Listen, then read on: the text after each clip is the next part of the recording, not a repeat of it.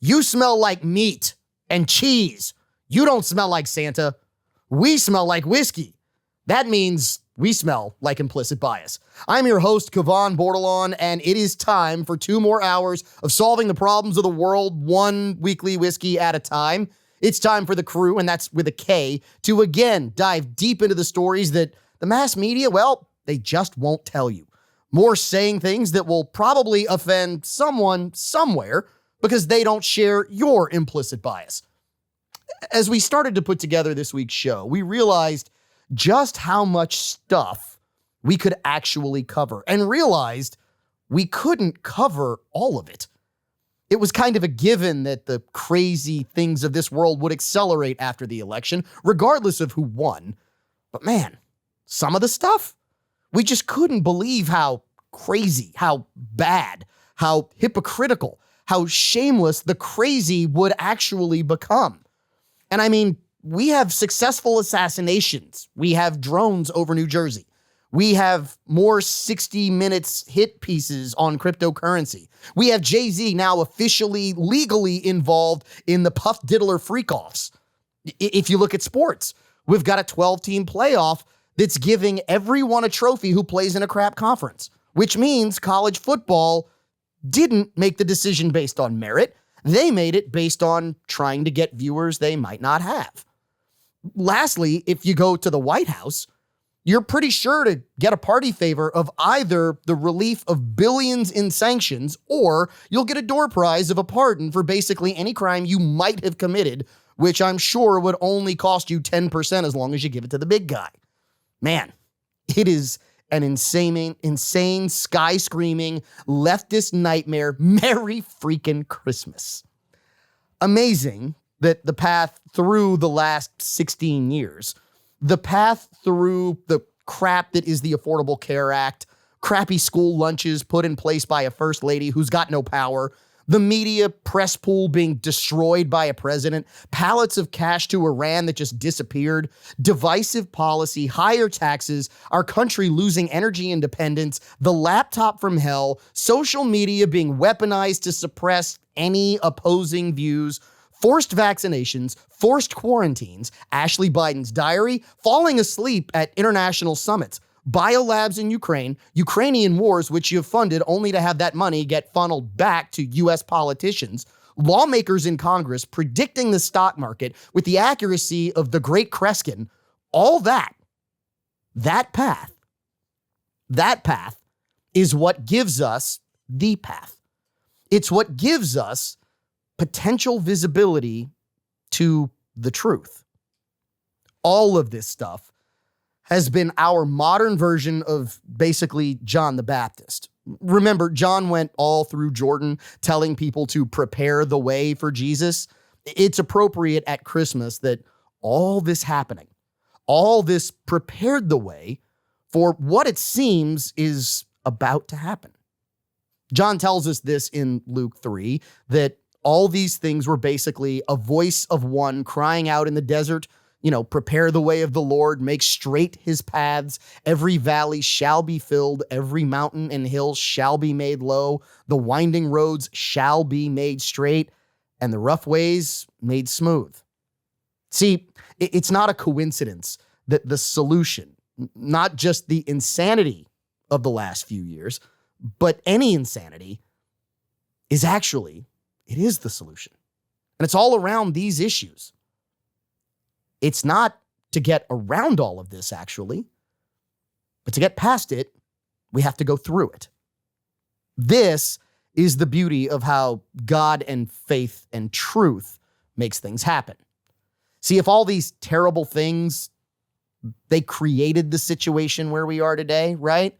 Sure, it might seem as if it's a master chess player forced these errors on leftists, but the reality is the death of so many things. Things like DEI, discrimination employment initiatives, the swing back to faith by so many, the light that's being shown behind all of the fiscal misgivings and irresponsibility in government.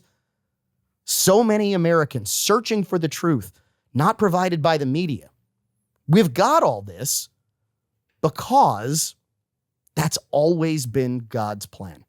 It's always been the plan to use evil, malice in human beings to show and destroy malice. His plan is to use that malice. It becomes a weapon against itself. See, the stress, the pressure, it forces change.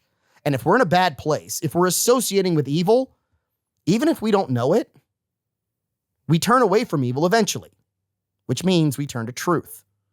We turn from evil back to God. So as we sit in the Top Secret Podcast lair this week, sipping spirits, we will turn to the Spirit to help us understand the how and the why evil will turn on itself. We'll turn to our implicit bias to discuss how you are now the path to the truth, the path past evil, and evil hates it. We'll turn to our implicit bias to bring dark to light. We'll turn to our implicit bias to wish you a Merry Christmas and a Happy New Cheers. We'll be right back. Implicit bias is back on the air, even though some of the people here in the Top Secret Podcast lair sit on a throne of lies. We are going to tell you the truth, which means we're going to tell you who's sitting on the throne of lies. As I introduce you to the crew here in the Mr. Lester's Top Secret Podcast lair, I'm your host, Kevon Bordelon, and man, we have got all kinds of fun stuff in store for you this week on the show. So let's start by introducing the crew who's here in the Top Secret Podcast lair. Let's start at the bar because we have a new guest at the bar. We're going to introduce him in just a second. We are going to start with Louisiana's only certified master tobacconist. He is Rene Girard. Rene, it is a pleasure to have you back in the TSPL. It's a pleasure to be here. Where's the insure at? I thought you had insure. Insure? Yeah. The old people drink. Yeah. For who? Renee. Rene? Dude, I'm that missing- just went right over his head. I'm missing a joke here. That was- like that's it wouldn't even be funny if it He was was a like, joke. "You said that'd be chocolate." You said there was insure. I'm looking for my insure. No. I heard it goes Rene. well with whiskey. Drunkle has apparently already shown up. So Drunkle is here. Sitting next to Drunkle is one of our new guests. He is Alan Rawls from KMLB up in Monroe. Alan, it is a pleasure to have you here in your first venture into the Mr. Lester's Top Secret Podcast lair for the uninitiated TSPL. What do you think of the digs? It's a lot more crowded than I thought it would be. Actually, it's not too bad. I work in a small studio back in Monroe anyways, so it's feels like home. Are you just complaining about sitting next to Renee? Is that what the issue No, is? Renee is a great guest over here. I already know we can't trust you because he lies. He lies. Okay. Sitting in the chair, much like mine, he is the rustic renegade, the man, the myth, the legend. George T. Stagg over his shoulder. He's got the Implicit Bias Whiskey Tasting Journal in his dirty, grubby, cash-filled hands. Cash. Yeah. Well, you've been working all day. It's Christmas season. You work in retail, or you own a business in retail. Pennies. Pennies. Yeah. Copper stained hands. You lie too. Don't lie. I've been in your store. I've spent money in your store. Nothing in there has a penny involved anywhere. Valid. Valid. How's your day going? It's been good in yours. Wonderful. I'm enjoying the weather. I'm enjoying the whiskey already. It's gonna be a good time. All right. So that means we have to introduce you to a guest that you have heard on this show before, but you have never seen. And if you're watching on our socials, you get full-on new implicit bias technology. It is a technological advance for implicit bias. So if you go on our socials now, you can not only hear the voice of, but you can actually see the person who is the voice from the ether, John Mode of the Dania Beach Bourbon Club. John, how are you? Kevon, it's one small step for man. One open bottle. I'm actually not wearing shoes, but I'm doing really well. Oh, I'm so glad. I'm in the Top Secret Podcast layer south, which is far smaller, but does not require shoes. Yeah, you're pretty much in the TSPL Antarctica because the TSPL South is actually Mr. Lester's restaurant, but that's okay because you're actually You're southeast, I would say. So we can go with that. I'm just glad that you said you're not wearing shoes because I was worried you were going to say you're not wearing pants. And that's an image I do not want in my head. Yeah. The world may never know. All right, so I'm going to tell you what we are sipping here for our weekly whiskey in the TSPL located somewhere in downtown Lafayette, where you've got, why doesn't Walker have a glass? I was waiting for a break, and then I was going to pour him a glass. Okay, we'll pour him a glass and we'll see what he thinks later, because honestly, we can't see him, so we really don't want to hear from him this week. I'm kidding. Walker, You know are you what? sober this week? You know what? I got an idea before you do that. I'll just give him my glass, and I'll pour a fresh one. We'll see. Walker, are you sober this week? Yes. Yeah, I am sober this I like week. the way he says that. Yes, he's so excited, like it's an accomplishment. Walker, you do not have like an issue. We know this. Oh no, and we are no, we are not going to throw a rock heavy tumbler across the TSPL from Renee to Caleb. We will go ahead and pass one over. Yeah, and see the way Renee just tried to throw that, where he looked like an uncoordinated female trying to throw that. There you go, spoiling my fun. I can't do anything without just getting a tongue lashing. That would have been a full-on broken rock heavy tumbler somewhere in the TSPL. And you say that because Caleb, we all know the reality is you try to do what you do because you're trying to get a tongue lashing, but that's a whole nother story. That's a whole nother story. Okay. So let's dive into what we are drinking in the TSPL here somewhere in downtown Lafayette, Louisiana. Walker, we're going to start with you since we can't see you. What do you think? You just had your first sip of this. This is a Woodford Double Oaked Nunu's Pick. So if you're in Lafayette, you can go to Nunu's. They have this on the shelf. I like it. Pretty solid. It wouldn't call it very unique. Really? Yeah. I don't know. It feels like something that we've had before. I know. Like- I've never had that before. I have no clue. Like whiskey? Yeah, like whiskey. I don't know. I think it's really good though. I only have had one sip, so I can't tell you too much else. But you get a little caramel. I'm joking. It's caramel. There we go. See, he knows. He knows I get where a his little bread bit is of buttered. caramel Yeah. off of this. Okay. All right, let's go to the bar. So Renee, I'm curious as to what you think of this when you're already on your second pour, so we know Drunkle's on his way. Yeah, but the first pour wasn't really a pour. It was more a vapor. Again, don't lie, Renee. I didn't. I got more Santa in this. Claus is watching. I got more in this glass right now than I did in my first pour. He's making a list. He's checking it twice. He knows when you lie, Renee. That's all I'm saying. Okay, whatever. Okay, so what do you think? I like this one. I've had Woodford Doubled Oak. I like double oak, doubled oak, Double oaked? double oak. There we go. Yeah, that's the one. I knew there was a D in there somewhere. But I like this whiskey. Woodford's probably one of my favorites. I don't pick up all the flavors that Caleb's going to tell us all the flavors that are in this whiskey. It's just good whiskey. Okay, so you like it. This is one I that really you think, do like this one. I mean, it's not a high proof. It's about a 90 proof whiskey, and it drinks very nice. All right, Caleb, let's go to you. All right, so on the nose, I get caramel immediately, and then I've been sitting here trying to figure it out. I literally wrote familiar smell. What is this? And I'm sitting here tasting. And I was like, smoky, smoked pine, Lapsang tea. You ever had Lapsang tea? Yeah, The Yep. smell. pine smoked Japanese tea. Yes. I've had it. Yeah. When you smell this, tell me you don't smell Lapsang tea. I really, Yeah. I despise admitting this. Yeah. I despise admitting this because he's right.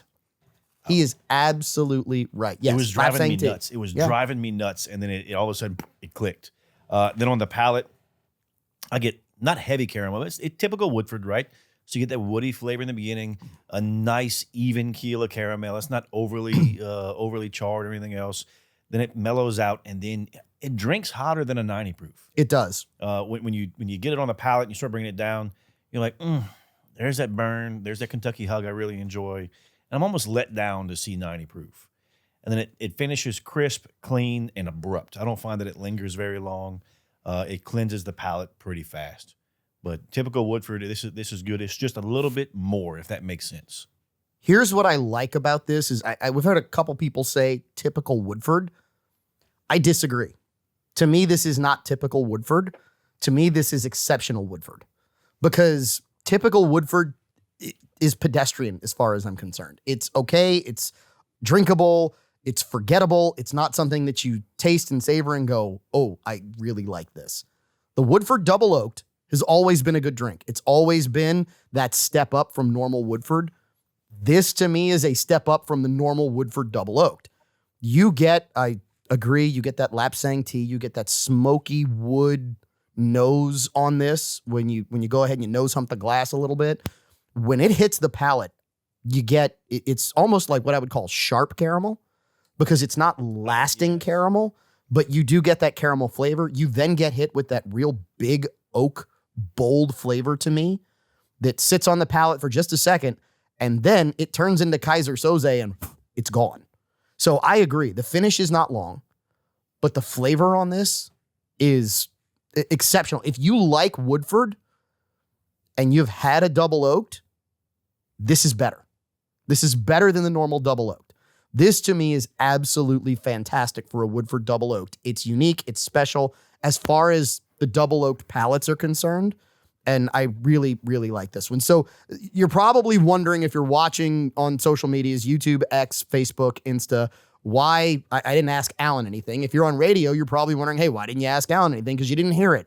Well, Alan, do you want to tell us why we didn't ask you about your weekly whiskey? I don't drink. Okay. Thank you. Cheers. More for us. All right. I have a question though. Okay, you both of you were a little disappointed that it's only a 90 proof. It tastes very good. It's got a little bit more flavor to it. So why is it so important to have rocket fuel when you can have a good whiskey that tastes great and it's 90 to 100 proof? Do you want me to answer that, Caleb, or do you want to answer that? Because No, you can take that one. so the alcohol in a spirit is actually what suspends all the flavors. So as you get more proof and you get more alcohol, it thins out the alcohol and allows the flavors, what are the volatile organic compounds, the VOCs in the whiskey, to actually come through and hit on the palate. Because if it's not alcohol, if it's not VOCs in the whiskey, Renee, what's the only other component? Water. Water. Yeah, but Water. That is how they proof it down. So the water. But what we just talked about is that this whiskey has a lot of flavor. It's great and it's low alcohol. So what's the problem with that? So if you gave it a little more alcohol, you would might get a open up. little more boldness on the flavor. Like other people we You know, might but get I'm more. happy with like this one. similar to Oh, other I didn't people say that it we was know, bad. You get a little alcohol in them and they open up, right? Yeah. Yeah. Same thing with this. A little Yeah, higher but most of alcohol content. Woodford's whiskeys are not They're Correct. not high hot. proof. Yeah, they I don't, mean, they don't make them hot. I don't think they go over 100. I don't believe. They so do? they do make a series that goes over 100. They also, on the price, are going over 100 as well. Sometimes yeah. well over 100. All right, let's go to the what used to be the voice from the ether. So now we're gonna go to John Mode of the Dania Beach Bourbon Club. John, I'm curious. I know you can't get a News pick in Dania Beach, Florida, which, by the way, for those who are listening, Dania Beach is around the Miami, Fort Lauderdale area, if you're just looking for general geography. So what do I dare ask are you sipping on for your weekly whiskey? Well, currently, so I will be in Lafayette and Yep. get myself a barrel pick very soon.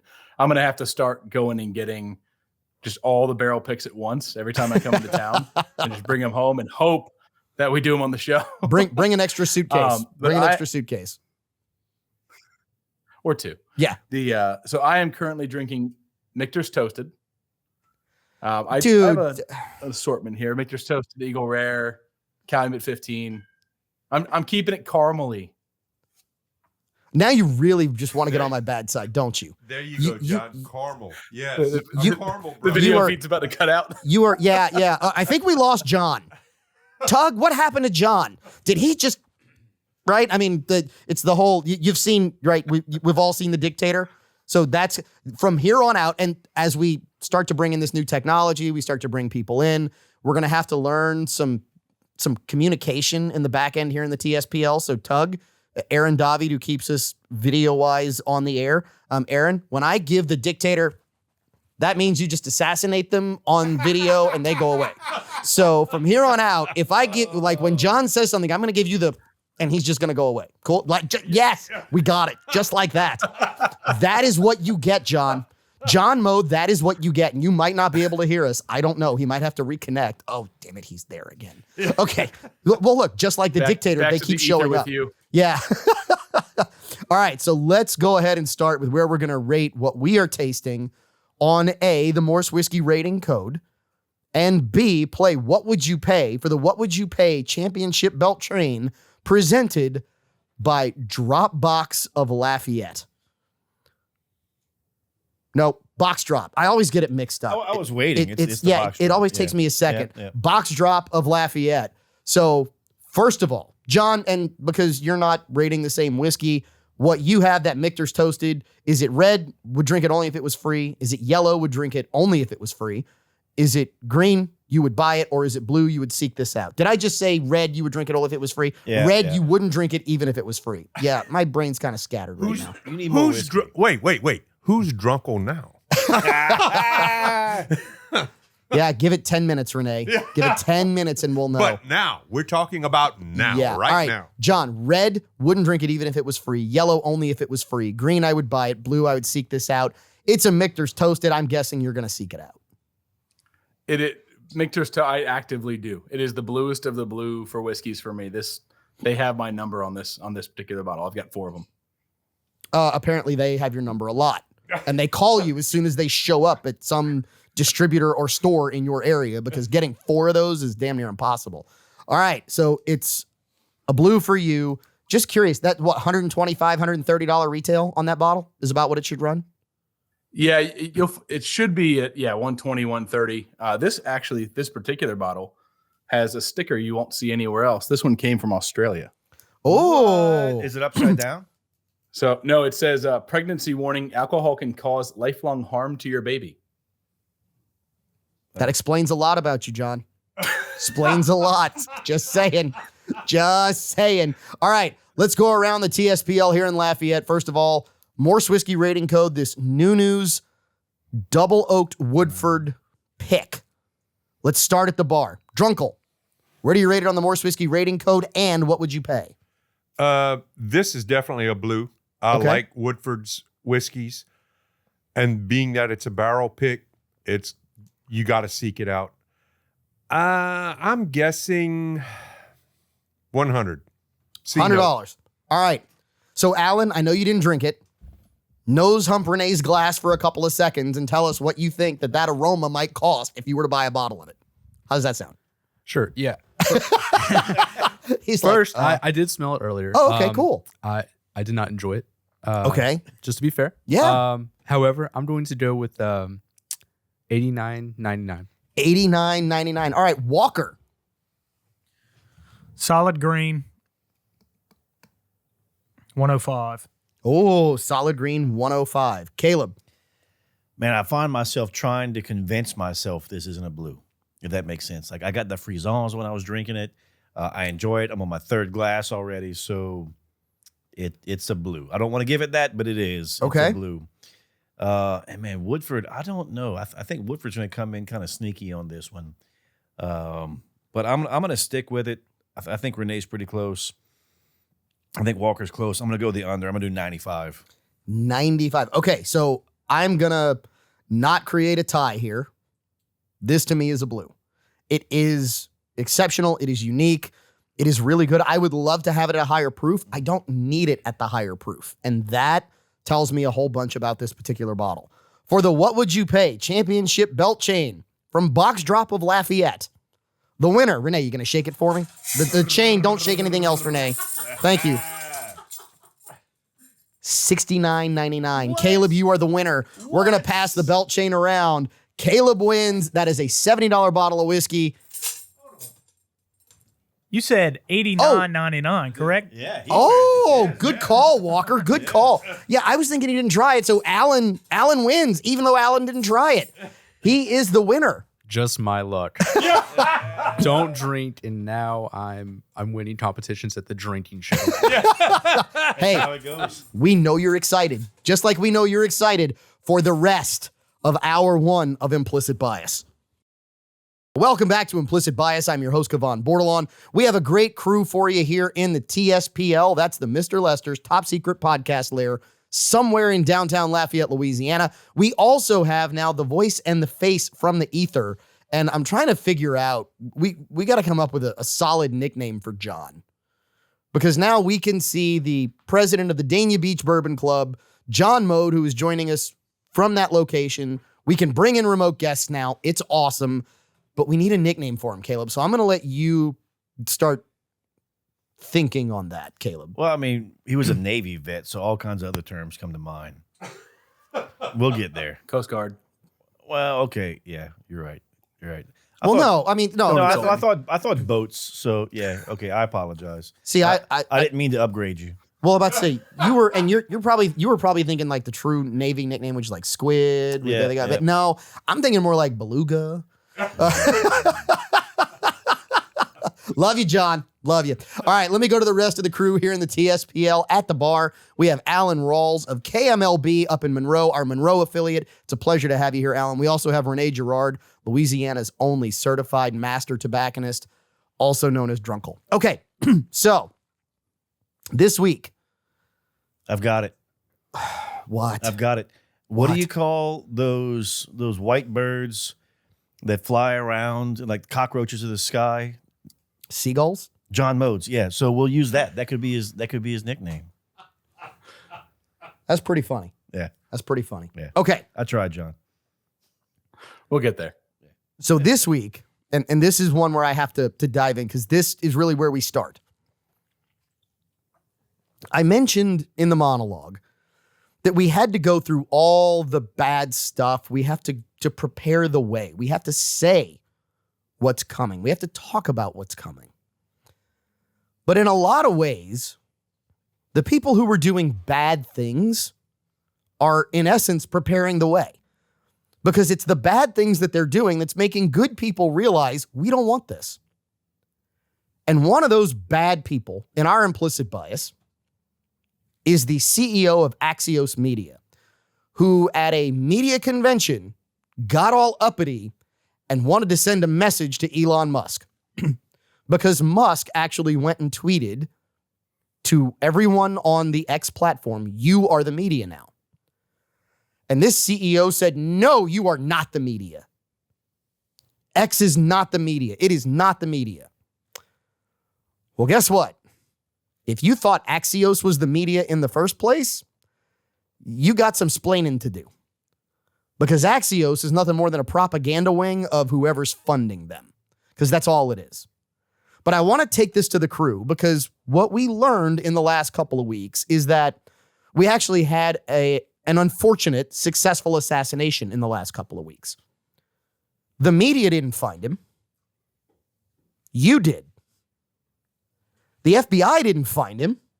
Some employee at a McDonald's found him. And we're going to go down that rabbit hole in the next segment of, is this actually the right guy? Do we buy that story? Whatever. But the reality is we knew more about this guy within 45 minutes of the assassination than the media was telling anybody in hours. So I'm curious as to what we think about how media is evolving, because guess what?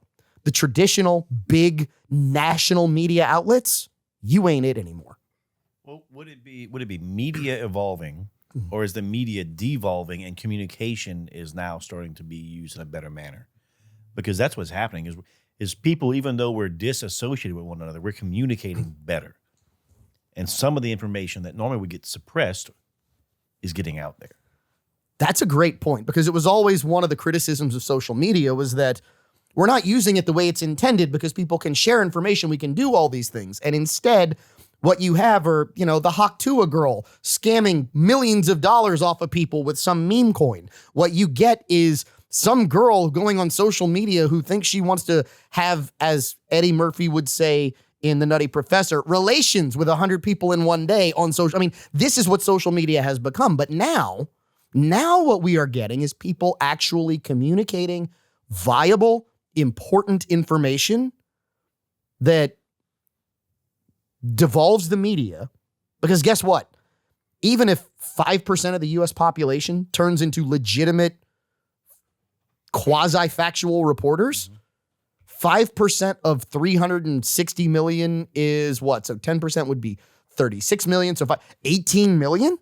CBS, ABC, NBC, MSNBC, CNN, MSDNC, they can't have 18 million reporters out there. We can, Renee. Well, I mean, yeah, there's 330 million people in the U.S. When the pictures of the assassin came out, they put it out on the big medias. Everybody and saw those pictures. So, I don't know how many FBI agents were looking for this guy, but you had 330 million people out there, and it was an employee at McDonald's that saw him. Allegedly. And made the call. But that's what people are supposed to do. And the media, everything is media. Anytime you get word out, whether it's me talking to you or me talking to 100 people or the television broadcast talking to, MSNBC, like 5 people, it just depends. Ring the bell. It's true.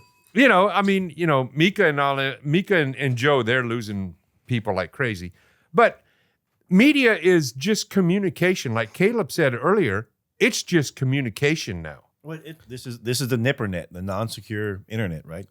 It's called Nipper. And when you look at the information, the data getting put out, and I don't want to jump the gun on some of the communication that we'll have on him, what we believe, what I believe, and what I don't believe. Yeah, we'll get into that in the next segment. But like the data that's out there, the information that's out there, to be able to recognize somebody from their eyebrows, like, Hold on. No. Yeah, You can't. That's a bad example, Caleb, because the eyebrows in some of the pictures don't necessarily. But we'll talk But about they that had later. they had a good photo of the guy when he dropped his mask and everything when he was flirting with the girl at the hostel. Mm-hmm. So You mean the Starbucks? Yeah, the hostel. Anyway. yeah, the hostel. Yeah, it's hostile in Starbucks. Okay, so Alan, you see this from a little bit of a different perspective because you are still involved in media in more of a traditional form maybe than we are, but you're still not the national mass media. So I'm curious as to your thoughts on this and the comment of "you are not the media, we are" by the CEO of Axios. I think of the term citizen journalist as the big, like, you're a citizen journalist. You're going out there and you're trying to give information to people, whether it's good information or not. I picked that up from Caleb earlier about just us communicating with people in general. It's not always good, as we said. Sometimes it's just throwing something on the wall, seeing what sticks. And this happened to stick with someone, luckily recognizing the guy. Going through journalism school, you, as I did unfortunately do that, you... Don't worry, so did I. It's okay. And it definitely has changed over time. While I was taught actually good ethics on how to do it, I can definitely see now that no, the traditional media per se has gone away. The traditional mass media of gathering information, it's just coming from the general public now. That's all you really see. So, John, what about you? I know you're out there in the ether. I don't know if you're visible right now, and if you are, you've been visible too long, but that's a whole nother story. What are your thoughts on this Axios CEO giving us this comment?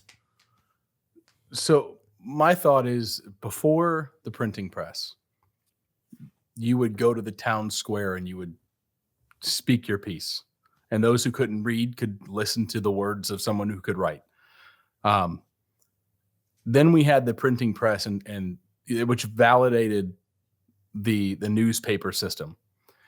And when you have something like an assassination, which you know for a fact the news is going to blur, right? So the news is going to put this blurry big square on the entire video. You'll see absolutely nothing. The first place you go is X. And X you has saw the become- whole thing. You saw the whole ugly thing. mess. Yeah. Like, matter of fact, when they had first announced, when I got that notification on my phone that Donald Trump had originally been shot at his rally, I went immediately to X because I knew for a fact the media would not play that image, and I wanted to see what actually happened. So I think this all ties into what my real deep thought is on all of this, especially with somebody like Axios, because they've had it for so long. The media, the mass media, the industrialized media, the media industrial complex, that's maybe a better way to put it.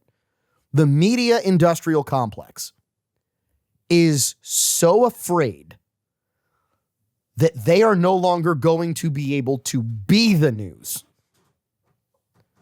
that they will do everything they can to shut down X, to discredit everyone else, to say, oh, this isn't right, to do whatever they can to protect their little fiefdom. Because they've had this fiefdom for now the better part of, call it 70 years, 80 years, beginning of television. I'm a firm believer that what's on TV is called programming for a reason. Because that's what they want you to see. That's what they believe you should be emulating. And it's a way to craft society because you will emulate what you think is popular. And I think they're so scared of losing that power that all of a sudden we get that power back, not just through government, but through communication, that it scares the hell out of them. Renee, I think you want to lean in over there. Yeah. The thing is, I want to correct you a little bit. It's been more than 70 years. It's over 100 years because all of the majors, NBC, ABC, CBS, they started out as On radio. Yeah.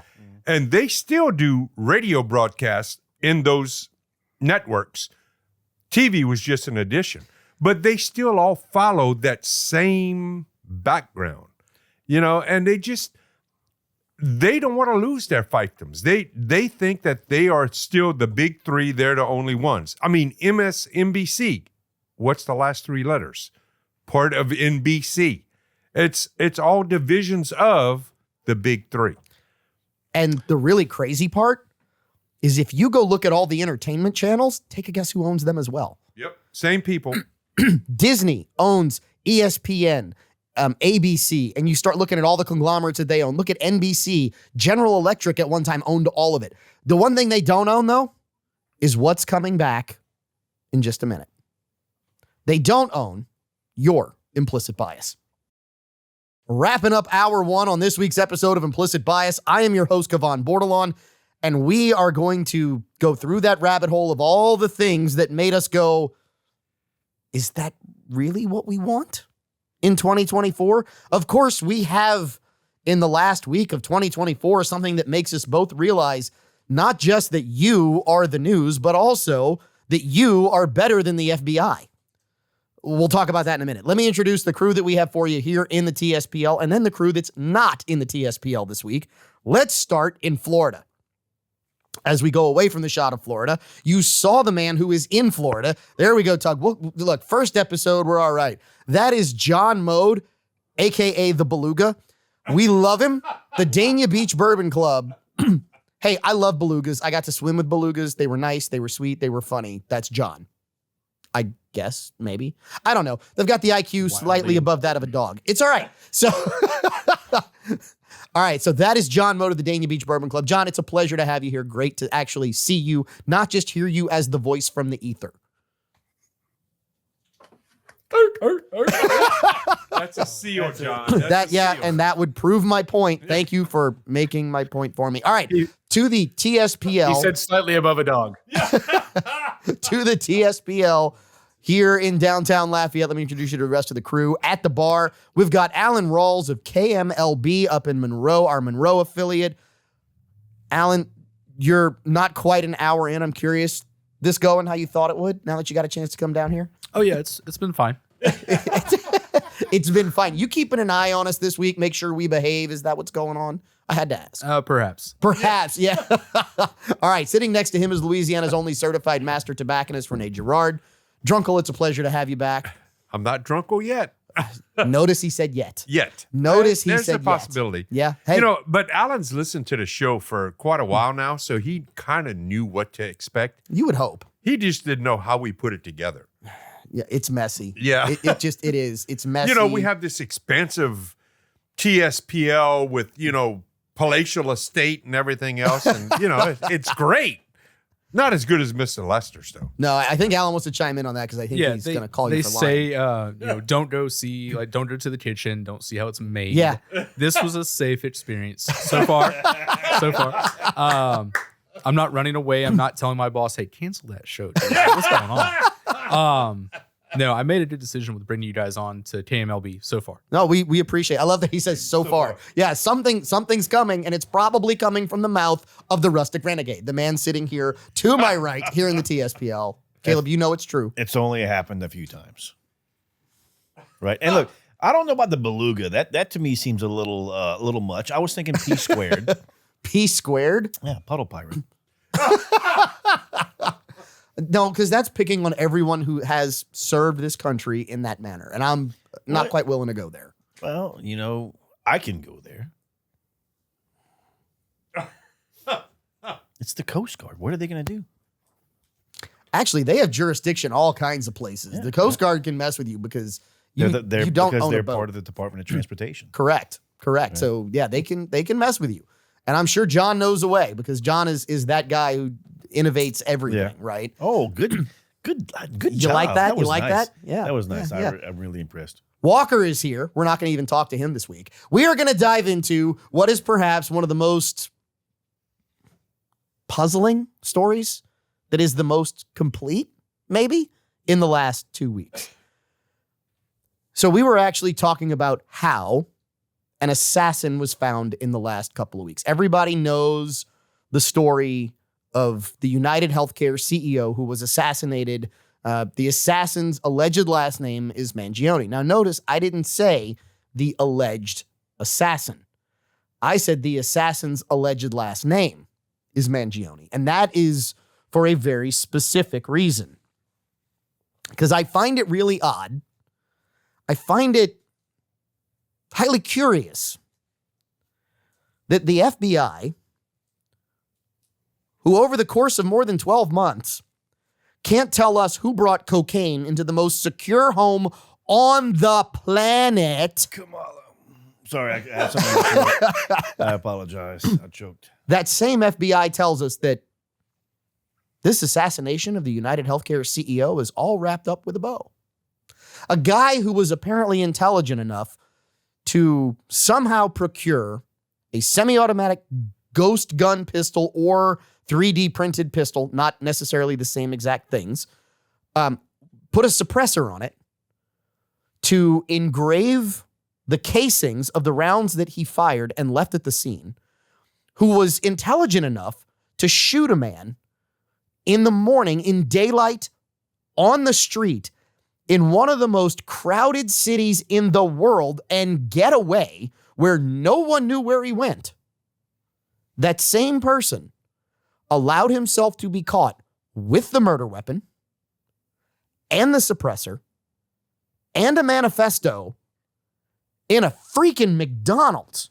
What's the other thing I left out, Caleb? The ID. Well, yeah, and his ID, of course. I mean, I love how you went there because if this person is smart enough to go into one of the most surveilled cities in the United States, make it in with almost no imagery of himself, make it out with no imagery of himself, make it states away, why would he still have all this on him? but yet somehow dumb enough to go into a Starbucks and take his mask off? So it's either it's one of three things, right?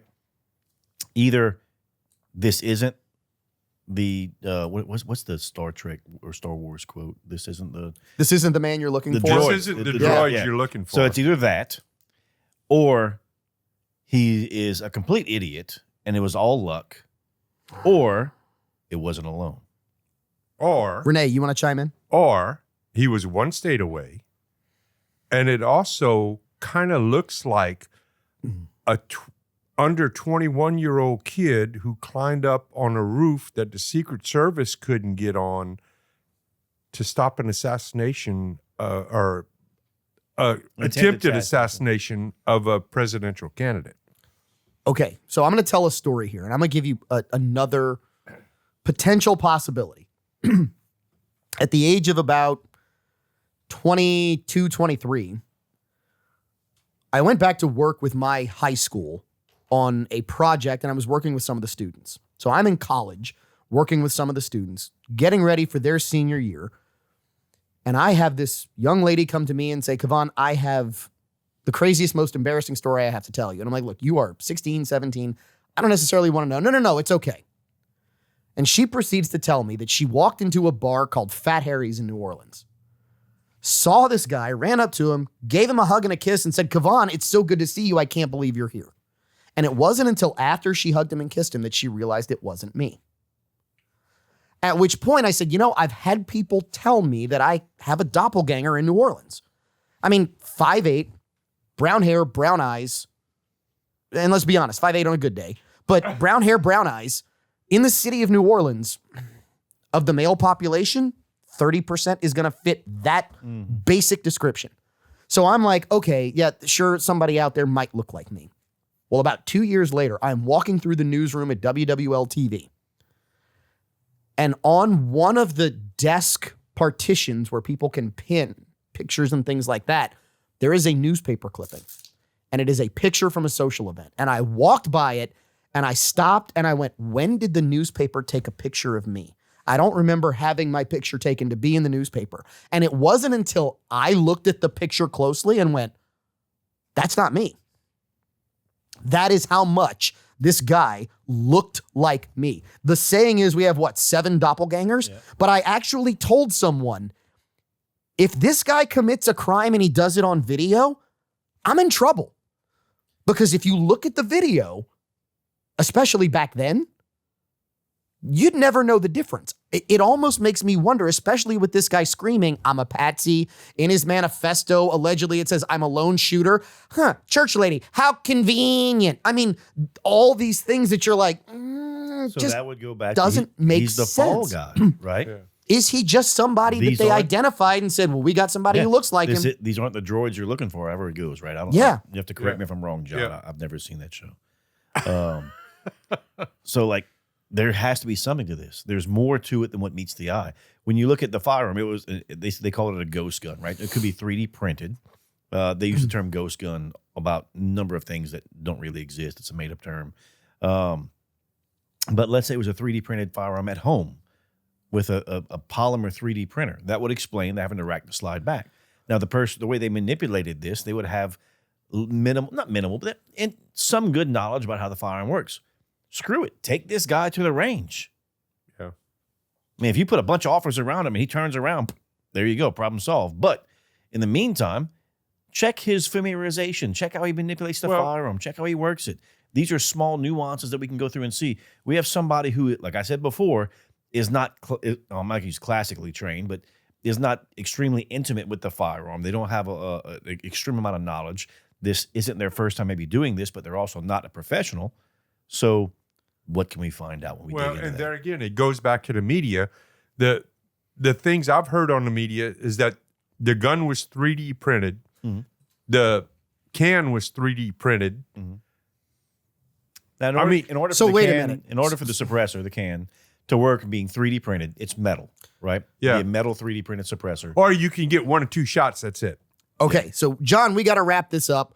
We're going to come back to you. We're going to continue this conversation into hour 2. If your affiliate does not pick up hour 2 of Implicit Bias, make sure you find us on our socials, wherever you get your podcast. But Facebook, YouTube, X will be there. If you do get hour 2 is always more fun. We've got more questions about Wile E. Coyote, super genius who 3D prints a suppressor when we come back and we bring you hour 2 of this week's episode of Implicit Bias. Implicit Bias rolling on in hour 2. I'm your host, Kevon Bordelon. We are in the Mr. Lester's top secret podcast lair located somewhere in downtown Lafayette. We are sampling more weekly whiskeys. We are solving more problems of the world. And we are continuing conversations from hour 1 that we just didn't have time to completely wrap up like Dexter would a fully butchered body and dump into a bay somewhere. So we're going to try and put a bow on it like that, which actually kind of ties us back into the assassination story, because that story apparently has a big bow wrapped up on it. Nice package. Wait, what, Caleb? What? Alan's face. He was like, You said Dexter. So me growing up, I was thinking Dexter's Laboratory. That's cartoon. wait, hold up. And I went, Dexter was. Dexter's Laboratory. And Oh, yeah. how old are whatever. you? 29. Son of a gun. Yeah, no, we're talking like Dexter, like the Showtime series, Dexter the serial serial killer. who- Yeah, The one he's talking about, my Serial. kids watched, and we're talking about the guy who made hot dogs. yeah. No. Sorry, Taylor. Anyway, rabbit hole. It's okay. You've met some of the crew here. You probably saw Renee, Louisiana's only certified master tobacconist, sitting at the bar. He's there laughing. Renee, got a good cigar for us this week or this month. Want to tell us about the cigar of the month again real quick? Well, I mean, I forgot what we did last time. It's been so long since we did it. I got a new cigar. It can be new. It can be It can be new. Christmas. We just got some Foundation Cigar Tabernacle. Drunkle. Yeah, it's showing up. Ding, ding, ding. Ring the bell. Is the bell up there? Yes. Thank you. The Tabernacle Broadleaf, awesome cigar. We got them in yesterday. Smoked the first one yesterday. Dude, you need to come get them. I only got one box of each. Okay. Robusto Toro. What's really so special about them, Renee? It's Connecticut Broadleaf. Connecticut Broadleaf is a variety of tobacco that is harder to get now. Most Maduros were made with Connecticut Broadleaf because it's a thicker leaf, has a lot more flavor because of the extra handling required to make Maduro. But guess what? They don't have as much of it anymore because another industry is using Connecticut Broadleaf to make blunt wraps with. Oh. So the cigar industry is having a hard time getting true Connecticut Broadleaf, which is an awesome tasting tobacco. Okay, interesting. So Tabernacles. Tabernacle by Robusto. Foundation Cigar. Robusto Toros. Awesome smoke. Outstanding. Awesome. Okay, so that's the crew here in the TSPL. Now, we actually have a crew member joining us. He is the voice from the ether. He's coming all the way from Florida. Joining us is John Mode of the Dania Beach Bourbon Club.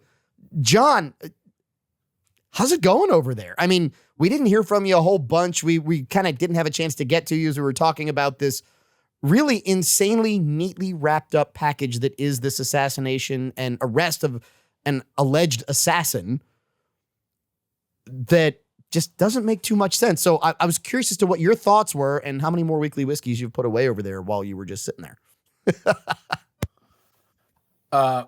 First things, most importantly, I have made my way through these two. I'm coming to Calumet 16 next. And are you familiar with the Brady Feigls? Mm-mm. I couldn't help but think about them when we were talking about this doppelganger situation. There are two gentlemen, both of Germanic European descent, named Brady Feigl, that look nearly, I mean, they look like the twin brothers, but are genetically not related.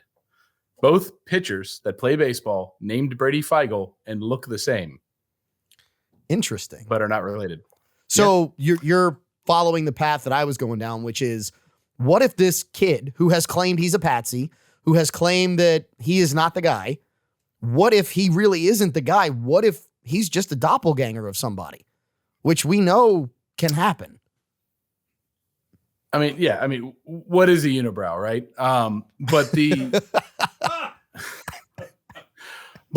So I'm still not 100% sure where I fall on this whole thing. But what I will say is, if you have somebody who belongs to a billionaire family and they say, hey, listen, for the betterment of the family, you're going away. They grew up knowing there wasn't a choice there. And they grew up knowing the inevitability of the loss, just taking the L on this thing.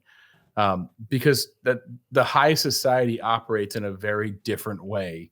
Yeah. It's all about protecting. Because the only thing that very, very powerful people are worried about more than anything else is losing power. Correct. It's about it goes back to the media conversation. The thing that the media is scared of is losing power. Wealthy people are worried about losing their wealth, which is their power. Caleb? So then that would go back to give them bread and give them circuses, right? And it would go back to the misdirection of information to maintain power, maintain control. I find the entire story disconcerting from this perspective. Number one, and let's start here, it's a terrible story that someone is dead. It really just is. Somebody lost their life, had kids, had a wife, had a family. I mean, somebody's dead. And it was murder. We don't condone murder. We fully believe St. Thomas Aquinas, will the good of other for the sake of other. What is perhaps more disconcerting to me is that murder is never usually nice and neat. It's always messy. If it's a crime of passion, it's messy. Why is it a crime of passion? What made that happen? If it's not a crime of passion, it's messy. It just is. This is too neat. This has all been wrapped up. Oh, well, we now know why he did it. We have motive. We have the opportunity. We have the placement of this kid. We know so much more about this kid in a week than we still don't know about the kid who took pot shots at a presidential candidate on July 13th of this year. Think about that. Well, part of that reasoning is within 24 hours of that happening, he was cremated, and all evidence was burned with him. And for some reason, that was the quickest and neatest and cleanest way for someone to tie up that bow. Well, and also we still don't know who left the little bag of cocaine in the most secure area in the damn world. Which brings us back to bread and circuses. Alan, you want to chime in on this one before we roll to another story? We had another attempted assassination too, the golf course incident. Correct. Haven't brought that up. So we haven't heard much from that gentleman, or he's not really a gentleman, honestly, after attempting that. What's going on there? He had a manifesto, I believe, or he tried to reach out to people and confirm some information, but then he went dark. You know what else we don't know about? And yeah, we've got all these things that we're not finding anything about them. And we should. I mean, let's face it. If you are the media, you have given us lots of information. The media hasn't given us jack. They've done nothing. Well, there's no follow-up. They present the story, and then, in your favorite words, poof, like Kaiser Sose, gone. Never to talk about it again. What this reminds me of is that there's still another story that we need to know a lot about. And I actually think we probably know more than we realize. But now, officially, legally, Jay Zingity Zong is involved officially with the Puff Diddly Daddler. Because now Jay-Z has been named in a court filing, and this is the rough part. The rough part is Jay-Z has been named in the rape of a 13-year-old.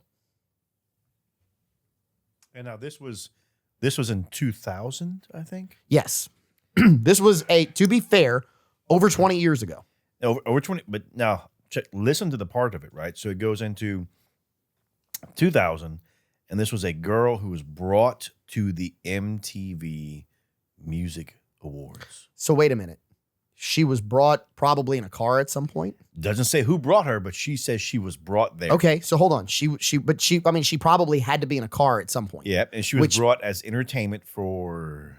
Well, she was brought in a car. She was probably stopped at a light, right? At some point. If she was stopped at a light, technically, what would she be in? In a car where everybody stopped. Yep. Traffic? Yep. Ring the bell. I mean, that there is no doubt this ties it into human trafficking. Look, if it's true. And there's a paper trail. There's something to go with this because someone brought her there. Someone requested her. There's documentation some way, somewhere, somehow that leads to this, but she's only drawing out certain people right now. Well, and you know what gets me a lot of this stuff, there's statutes of limitations, but some of this stuff, there should be no statute on. Because when you do stuff like this, and I mean, everybody's leaving the country, they're jumping out because they're involved somehow.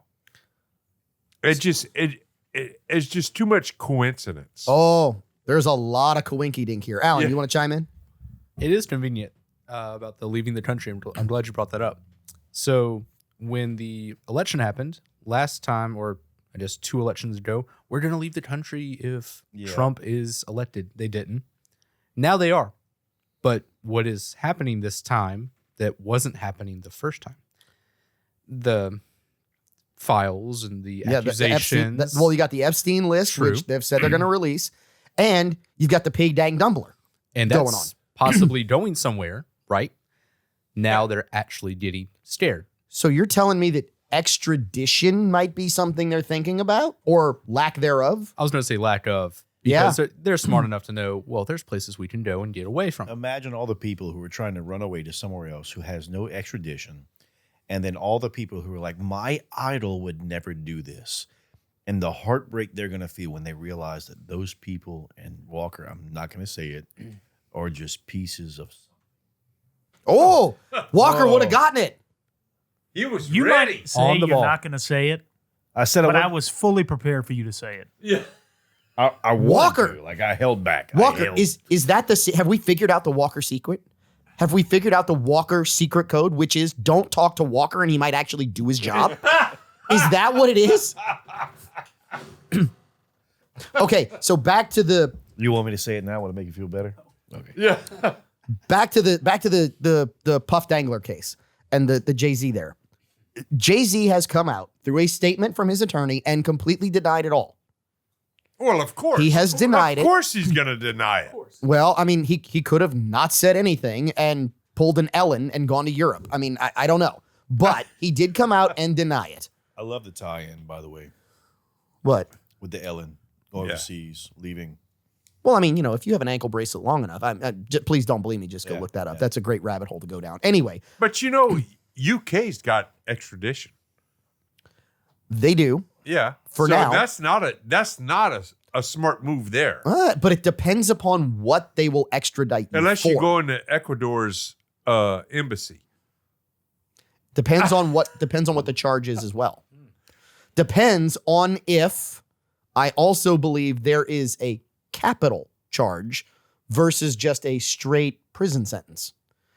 So if it's a capital charge, the question becomes, will they extradite to a country with capital punishment? Yeah, Britain will not do that. So but is trafficking like that, is that a capital crime or just a felonious crime? well, okay, so you're talking about more than trafficking. You're talking about trafficking, rape. You're probably going to involve RICO in there somewhere, the Racketeering Influence Corrupt Organization That's Act. not a death sentence, I don't think. But you never know if these people are tied, because look, there are accusations that the Dangler killed his wife, Well, right? yeah, I mean, you now, got people when dying of pneumonia all over the place. Well, if there's deaths involved, that could be a capital crime. John, was it you and I talking about pneumonia earlier today? Yes. That would be a no. Okay. No, but Let's just say there are some poisons that do present themselves as pneumonia in a certain type of autopsy. oh, that definitely wasn't us. But I will say, Don't ask me Let's how call I it the know la- that. Just kidding. I'm here for you, Elizabeth. There is seemingly a common theme here over the last, let's call it 2 years of implicit bias, and I'm going to call it the ties that bind. Right? You've got a slow unraveling of this power, allegedly. Right? You've got 2 years? Trial 4. Interesting. Well, of the show. Yeah, I mean, yeah, it's true. But ever since, yeah, I guess, yeah, it's true. But the ties between Jay-Z and that Maria Abramovic girl. Oh, That- there's a big tie. And who is she Right? tied to? By the way, who did Jay-Z introduce at a big convention? And wasn't Maria's name in some kind of some leaked emails that may or may not have gotten on a private server? Of some kind a Maybe few that years guy back? No, maybe those that were guy was deleted. hiding in Great Britain in the Ecuadorian embassy. Yeah, it's almost like there's a couple people that are just woven through this whole web that all of a sudden their names are very public and it's uncomfortable for people. So, John, I love that you brought this up because the video that actually popped up, I had it queued up. We didn't get a chance to dump it to run it in the show. Please don't believe me. Please go look this up. But there's great video of Jay-Z introducing, in his words, the next president of the United States, Hillary Clinton. who is in with, by the way, John Podesta, her campaign manager at the time. You've got the Obamas linked into Mariana Abramovic. I mean, you've got all these people, and there's President plenty of Zelensky. video. Yeah, there's plenty of video of all of these people tied to that particular woman. And if you really Google that woman, and please, again, don't take my word for it, Google Mariana Abramovic spirit cooking. Just be careful. Don't do it on a work computer because it's sick, disgusting, terrible stuff. But these people are out there. And it really is a deep rabbit hole as to what they will do. How about this? How about what they won't do? Because there's pretty much nothing they won't do, which means they'll do anything. Which might mean why you got people jumping out of the country. Well, and look, evil, like Satan wants to corrupt. He wants to control every part of your life. He wants to infect everything you have. And they say the deceiver lurks around like a hungry lion because he's looking for prey. And many of these people separate themselves, they lose their faith, and they allow themselves to be weak by their loneliness. And that's where we can start going into the depravity of what can be an evil mind. Speaking of lonely, Walker is raising his hand. Yeah, we know you're lonely, Walker. We also know that we've got to wrap up this segment. We're going to come back. We're going to talk more weekly whiskey. What's available at Mr. Lester's this month? And let me tell you, Mr. Lester has just done it again. The weekly whiskey that we are sampling now in hour 2. Oh my goodness, it is off the chart. And oh my goodness, the prices, well, let's just say that they should be going and moving out of the country to Great Britain because they are also criminal. We will talk about those when we come back on this week's episode of Implicit Bias. You get a pardon, and you get a pardon, and you get a pardon. Everybody gets a pardon. Why? Because it's 2024, and I guess Joe Biden is still technically the president. I'm your host, Rick Kavan Bordelon, for this week's episode of Implicit Bias. Let me tell you, it's a great crew here in the TSPL. We are bringing you more weekly whiskeys from Mr. Lester Steakhouse down at Cypress Bayou Casino. And I love this shot at the bar, because the shot at the bar, if you look in front of Rene Girard, you can see the Grain to Glass series from Heaven Hill. There are 3 offerings, right? Those 3 offerings are a Kentucky straight bourbon whiskey, a wheated bourbon, and a rye. Not the Evan Williams, though, Renee. You're putting your hand over the Evan Williams. There you go. And slide them all over. Slide them all to your right, Renee. Slide them all. There we go. Oh, yes. Drunkle knew his right from his left. I love it. Love it. Okay. Chef Willie's playing games now. Chef Willie told me, lied to my face, told me that was going to be $20 a pour, $30 a flight. You know what he did, Caleb? No. Yeah. Renee, do you know what Chef Willie did? No. Of course he lowered the price. So the flight is still the same, but the per pour price is $15 a pour. So we had the Kentucky straight bourbon whiskey last week. Go ahead, Renee. I think you just misheard Chef Willie. He He probably told you 15 He didn't. and you misheard it. I am not mistaken on this one. But you know what? It doesn't matter, because if you want to taste this unobtainium, that's where to go to get it, because you're not going to find it anywhere for $15 a pour or $30 a flight. So, Renee, this is your second offering of this, or is this your first offering of one of the Heaven Hills? The second time, I had the regular bourbon, and I like the rye. I'm drinking the rye right now.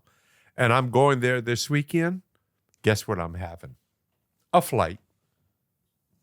You already had a flight. You already had apparently 2 flights, because I'm going to do another one this weekend. I thought you were going to say you were going to do another one before the end of the show. That would have sounded about right. All right. Okay. So, Caleb, you are drinking the wheated. Thoughts on the wheated? Look, I'm not a big fan of wheated. I really am. Amped. Wow, what the hell that was? I'm really not. This is like my 7th glass. Wheated normally is too soft, too gentle, not enough aggression. But man, look, that Heaven Hill wheated. What's the proof on that, Renee? It's the 120. It's got to be 3? high. Yeah, it's up there because it has enough oomph. It has enough oomph to overcome the 121. Yeah, it overtakes the soft gentleness of the wheated whiskeys, Because normally weeded, I taste them. I'm like, man, it's forgettable. This is not forgettable. No. This no. absolutely goes in deep blue, which is actually in front of Alan Rawls from KMLB up in Monroe. The Implicit Bias Infinity Bottle. Let me Alan. tell you, this weeded is going in that beautiful crystal decanter from William S. Nacol Jewelers. It absolutely has to be added. If Alan wouldn't burst Dudavana, into, Alan. Dudavana. if Alan wouldn't burst into flames when he drank it, I would suggest. I really would suggest you try that. It is delicious. It's nothing that I thought a weeded would be. When I took my first sip the glass ago, I was worried because I'm like, man, weeded, it's going to be just bland. Yeah. No. Son of a gun, man. You're not a fan of weededs. No, and this is it's got enough umph, it's got enough flavor. It's a little peppery, which surprised me. Yeah. You get a little bit of cinnamon, a little bit of spice, black peppers in there. It really, the flavors that I like stood out more than anything else. You know a way to do this? Do the flight. After you do the flight, figure out which one you like the best, and then do that one again. You know what I like about this, Renee, is that you're getting to taste this, and you're going back down there this weekend, and by Yes. tomorrow morning, you will have no memory of what you had to drink tonight. It'll be No, new. I'll remember. He'll be like, I've never had this before. No, I'll remember. It's not, it doesn't wipe your memory. Call and make your reservations now because I Yeah. learned that problem. Yeah, Christmas time yeah. is filling up. Oh, yeah. It's So- I tried. It's filling up quick. I made a call. I was trying to make a reservation, and I was like, oops.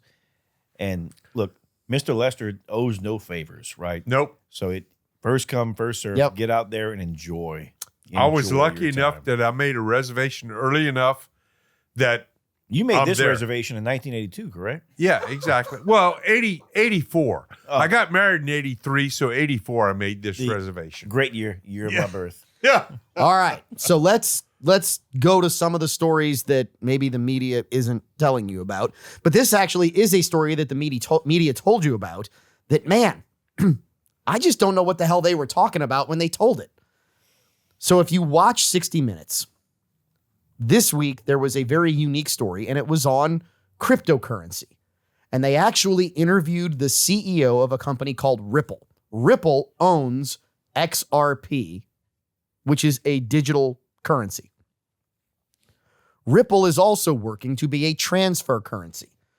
In other words, today, if we want to get euros and we want to exchange $100,000 in cash for $100,000 in euros, they have to go through this long process of wiring this cash back and forth, and banks have to hold a certain amount of cash in US dollars and in euros in order to make the transactions. The banks in Europe and the bank in the United States, if you're trying to go cross-border, international, all this.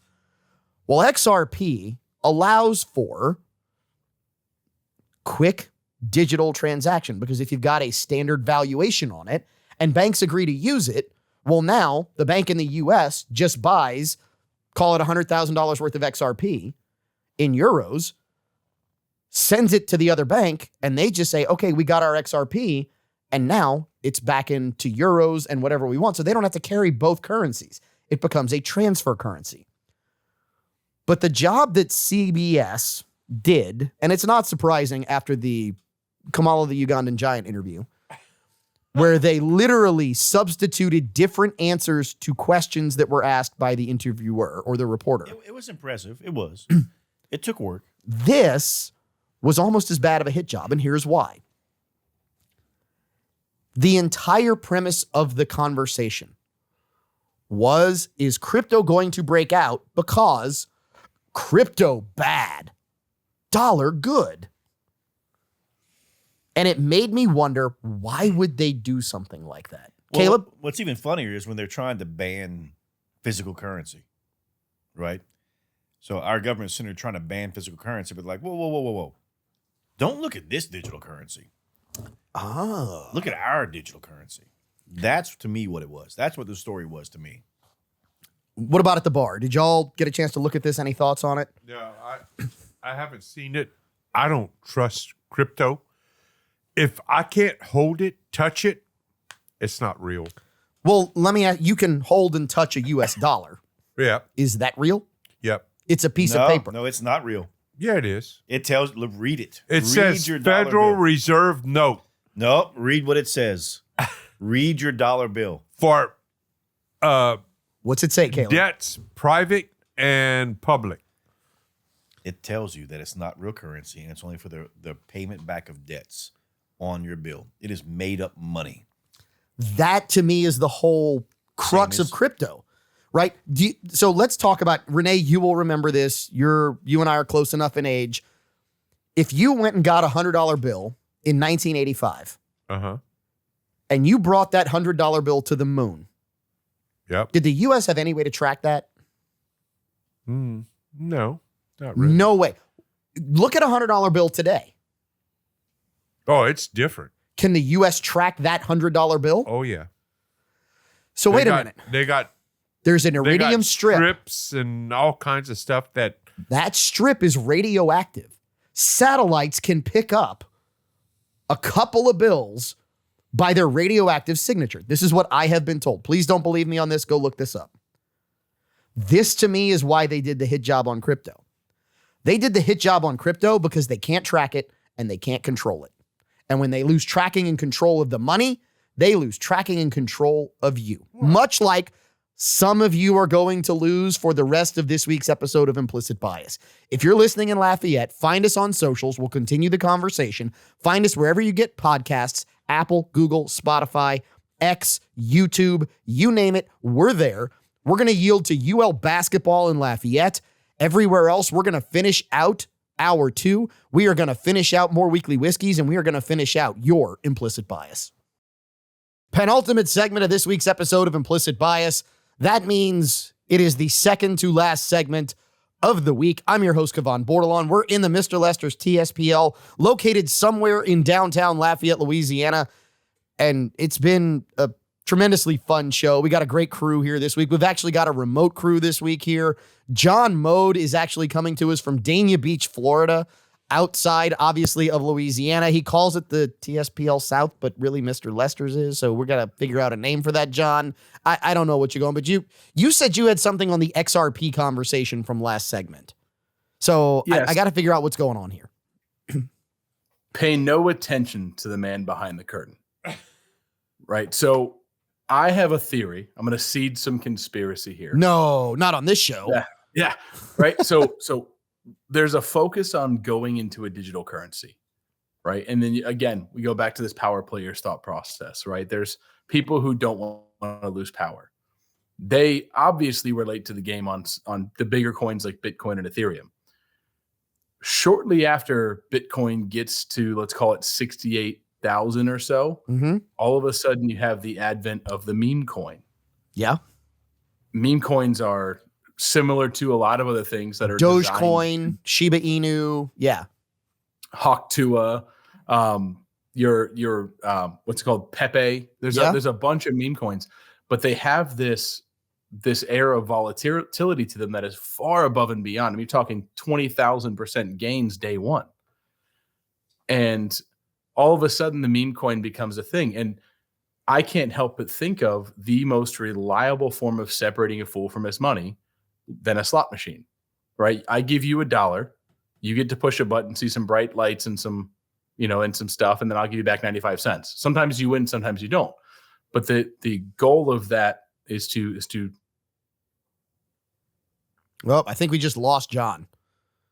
John was talking too long. Either that or did you mess up your own setup, John? Yep, is that better? Yeah, yeah. What'd you do? You kick something? Something. Where was I? You were separating a fool from his money. Yeah, and so you've got this wildly volatile option that distracts you from Bitcoin and other very stable token coins, right? So and even some of the ones that are actually fungible, like Ripple, right? So if you've got this moment where you can create a little bit of chaos and distract the general population so that you can hoard all the wealth as you've become accustomed to, are meme coins the circus?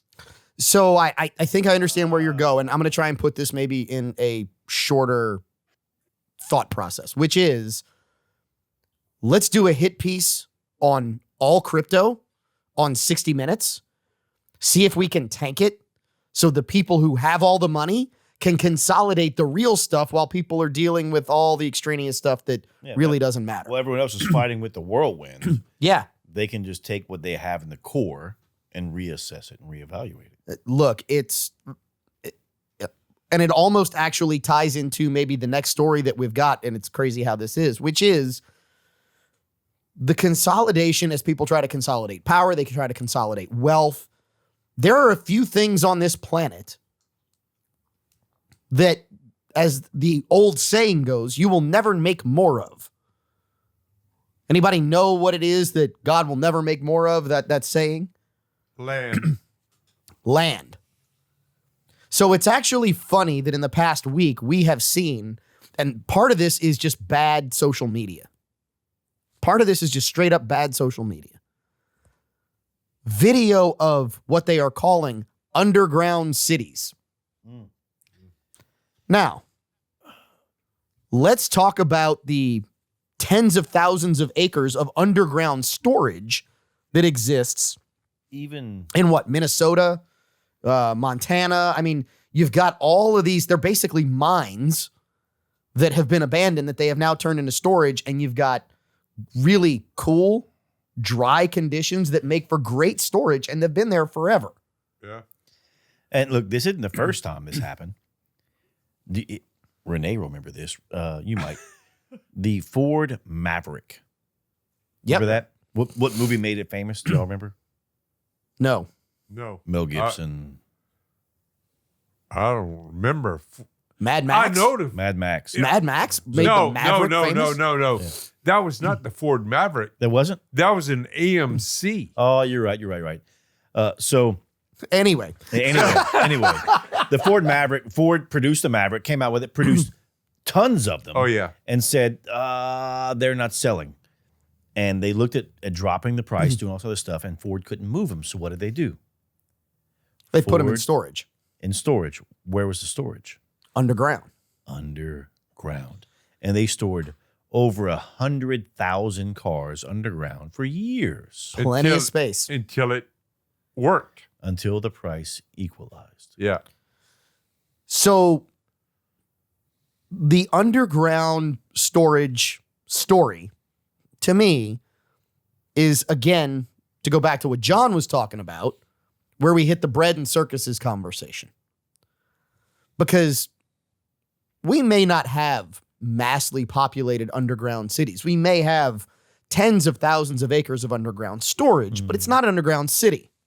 Not yet. But we may also have, Caleb, dumbs. So for those who don't know what a dumb is, and you can see it on Caleb's face, I'm not calling him dumb. Maybe I am. I'm not. Deep underground military base. Yeah. Dumb. I've never been to one. What I do know is we have NORAD, which is in a mountain.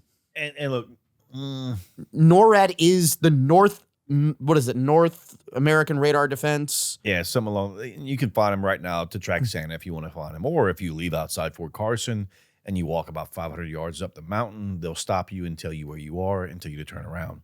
But NORAD on the surface isn't a deep underground military installation. On the surface. On the surface. How deep does it go and where does it go? What else does it entail? And the other question is, are civilians trying to do the same thing? In 2024, the bingo card had on it Bill Gates, Mark Zuckerberg, who's the bad bald-headed guy that owns Amazon? Bezos. Yep. They're all building underground bunkers. And they're buying old silos. Yeah. All of them are buying old silos and converting them. And these silos are massive. And they're all self-sustaining.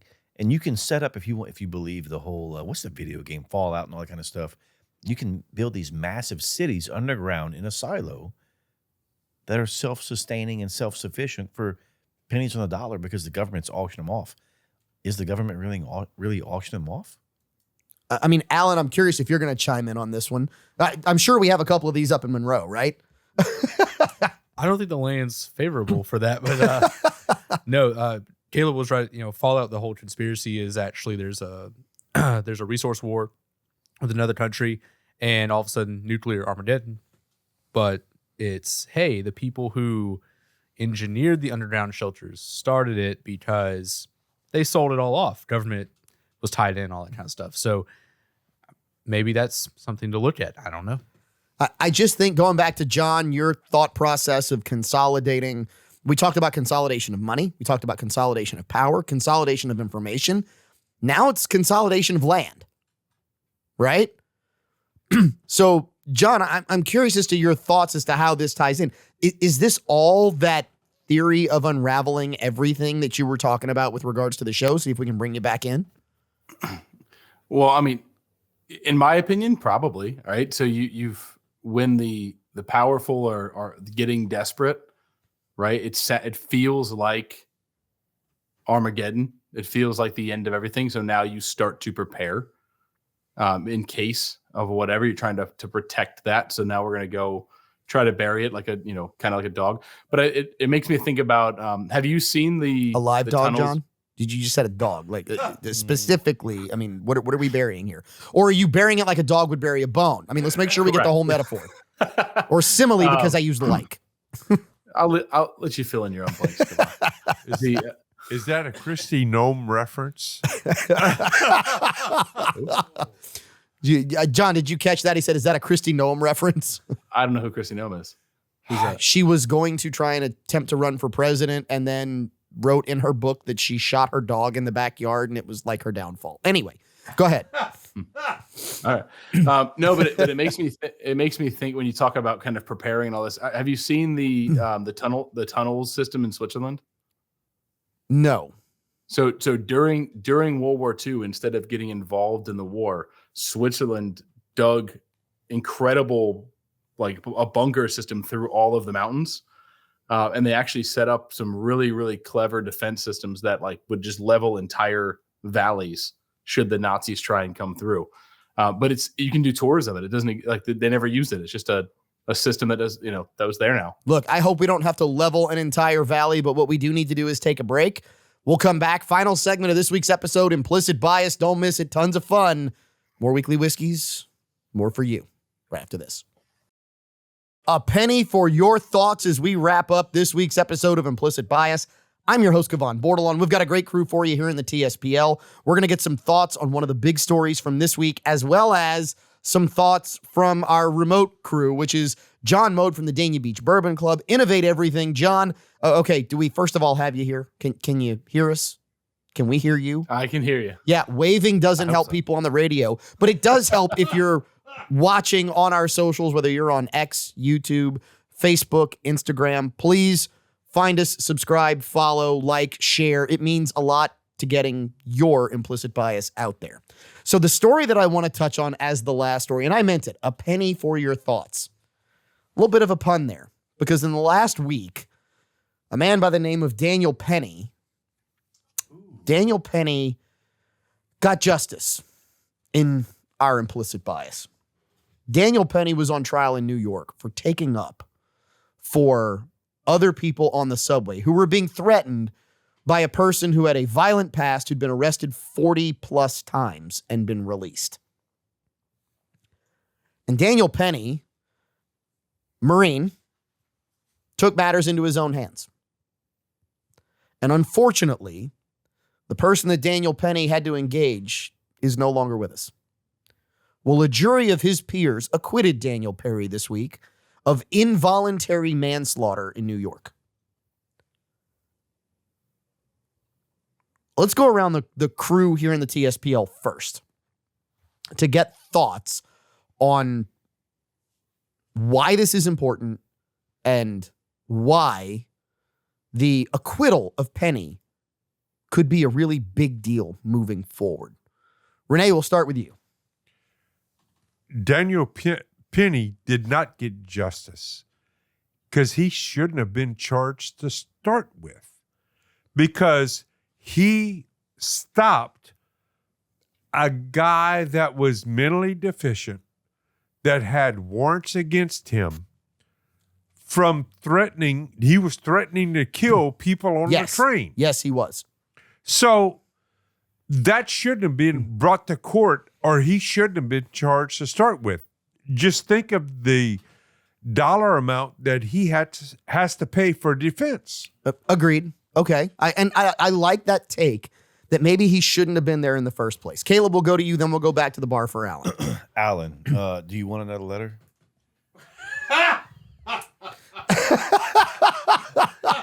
Might as well start a collection now. All right. So this former Marine, that's going to get your letter right there.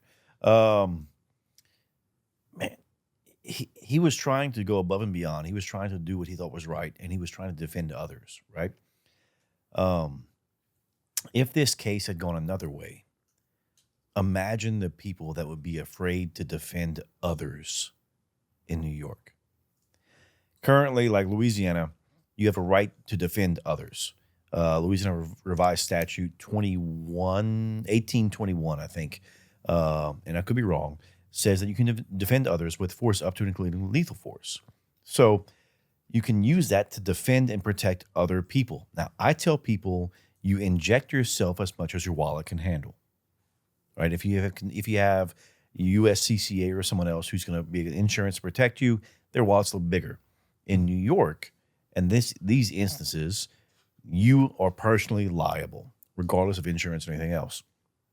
This person stood up for their beliefs, tried to break something off, and tried to make a difference. We have someone who had a criminal history, someone who habitually broke the law, and the people there, I say the people there, the judicial system there wanted to defend them more than someone trying to make a change, than someone standing up for those that were defenseless. This, in my mind, is someone who is doing the right thing. But that's the world we live in today, is where if you do the right thing, we want to crucify you. Okay, Alan. Oh, Renee, what do you want to say? Well, and I also want to bring up the fact that his father now wants to do a civil suit when his father wasn't there when To begin with, he yeah. needed it the most. So, and I appreciate that. So, Alan, your thoughts on this, because I want to follow Caleb in just a minute and take it a step farther than Caleb even took it. I mean, I would echo essentially what they both said. And I think people are, regardless of the fact that he was acquitted, I think people are still afraid. And not just in New York, but other places. Even here, I mean, the fact that you're vilified by the public, even before you walk in our courtroom, you can look at the past and see people like Kyle Rittenhouse and cases of that nature. It's the same. You're going to be vilified regardless of the public sphere by the public citizen journalist, the new media, if you will. So he has been acquitted legally. He should be in the clear. He has to live with that now. Also of note, some are saying that he possibly, the chokehold did not even kill. Correct. It came back inconclusive. And So, yeah. And the officers who did arrive on scene were afraid to attempt life-saving measures. Something else to look at. But regardless of that, he is guilty, air quotes used, in the public eye by a good portion of the country.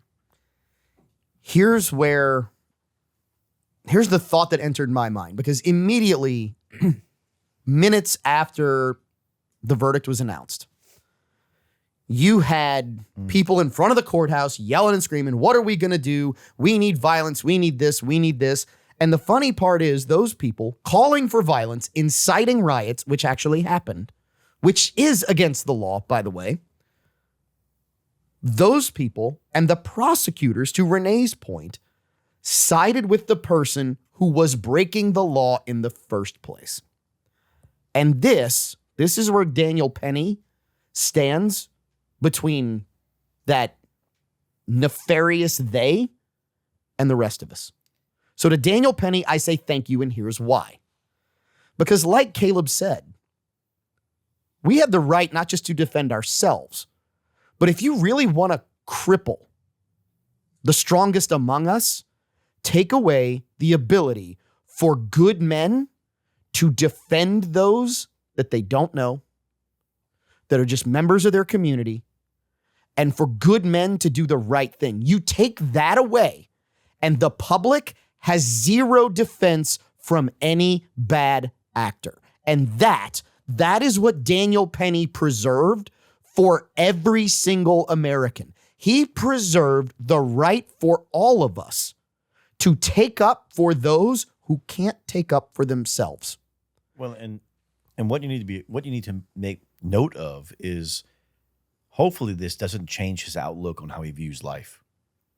I remember when I was in the service, I held the door open for a female NCO, a non-commissioned officer, to walk into our dining facility. And that changed my entire world for a period of time because I held the door for a female. She was much higher ranked than me at the time. I was a lowly private.